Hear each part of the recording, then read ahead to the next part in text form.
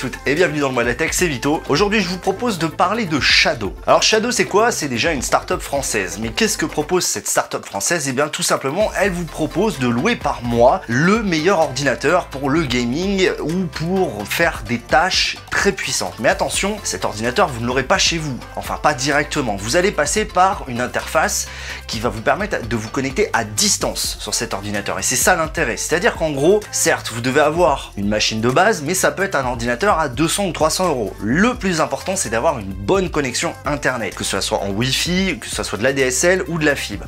Et en gros, vous ouvrez ce logiciel sur votre ordinateur et via ce dernier, vous vous connectez à votre ordinateur surpuissant basé chez Shadow. Alors pourquoi je voulais vous en parler? Parce que je trouve tout simplement que ce système de location mensuelle est très intéressant. Cela permet finalement de ne pas s'encombrer avec une grosse machine et surtout, on le sait, surtout dans le monde du PC, les composants deviennent obsolètes au bout de 6 mois. Enfin, obsolètes entre guillemets. Il y a rapidement des problèmes de compatibilité de driver. Là, finalement, vous louez un service mensuellement et vous êtes toujours sûr d'avoir ce qu'il se fait de mieux. Alors aujourd'hui, Shadow coûte combien? Si vous prenez un mois, c'est 45 euros. Si vous prenez 3 mois, c'est 35 euros par mois. Et si vous prenez un abonnement annuel à 12 mois, c'est 29,95 euros ou 30 euros. C'est plutôt acceptable. Donc, ce qui finalement, sur une année, vous fait 360 euros l'ordinateur avec une interface Windows 10, avec les meilleures perfs du marché, une connexion internet gigabit quand vous êtes connecté dessus. Alors ce qui est encore plus cool, c'est qu'on peut utiliser son smartphone. Pour l'instant, au moment de cette vidéo, il n'y a que l'application Android, mais ça marche super bien. En gros, eh bien, vous vous retrouvez avec Windows 10 sur votre téléphone. Et ça, c'est plutôt sympa. Alors par contre, quelques petits bémols. Oubliez l'utilisation